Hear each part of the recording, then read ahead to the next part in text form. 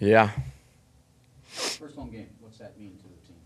Oh, yeah, it's always important. That first home game of the season, starting fast, especially in front of the home crowd, that usually sets the tone for the season. So we're just looking to go out there in front of our home fans. We know they're going to be loud, especially when the defense is on the field, and just give them a great show on Sunday. What do you have to be concerned about going against their offense? You're fairly well aware of the quarterback. You're very well aware of the running back. Yeah, I think we don't look at it as concerns or things we're worried about. It's more just on our end, things that we have to execute well. We obviously respect our opponent. They have great players. They get paid to play the game too. So really, it's not really looking at what other people are doing, but looking at what we're doing and making sure we're executing on the same page. Like I said, we know it's going to be loud on Sunday night, so just making sure that communication is on another level. Can you talk a little bit about, that they weren't able to establish him that much in the last game, but you played against him a fair amount, so you know a lot about him. Yeah, I mean, he's a great running back. He's a bruiser, and he's not a slow guy either. He can run. So really it's about bringing your feet, making sure you're wrapping up when you're tackling him, and getting more than one hat on the ball on that guy is a big key. I don't think it's any secret. You guys said it yourselves that the defense did not start the game the way they wanted to last time. Right. Sessions, even though you stiffened to hold them to field goals in 4 of those times. Yep. What's the safeguard against that?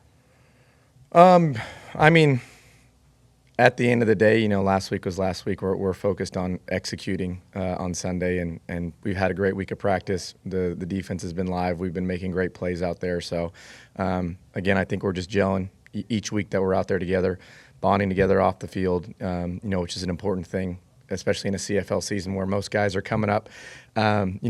May is their first time being in Canada, first time being around a lot of guys. So I think it's just building on the brotherhood that we've started on in training camp and just continuing that through the season, whether it's in the locker room, on the field, at the bowling alley, wherever it's at. It's the presence of the 99 team that won the Grey Cup. Does it have any influence on motivation, inspiration, anything like that? Yeah, definitely. I mean, they're the last ones to hoist the trophy in this town. So, there's a lot of respect from the players that played on that team. Obviously, Coach O being one of those guys who's been around, since 2013 in this organization. So, having them around, there'll definitely be a little bit more to play for sure, to, make sure we're impressing them and what they built, the foundation they built when they were here in '99, making sure that that's still established here and ever growing. He took A-reps all week. We weren't sure until today, for sure, that Jamal was going to start. What can he bring?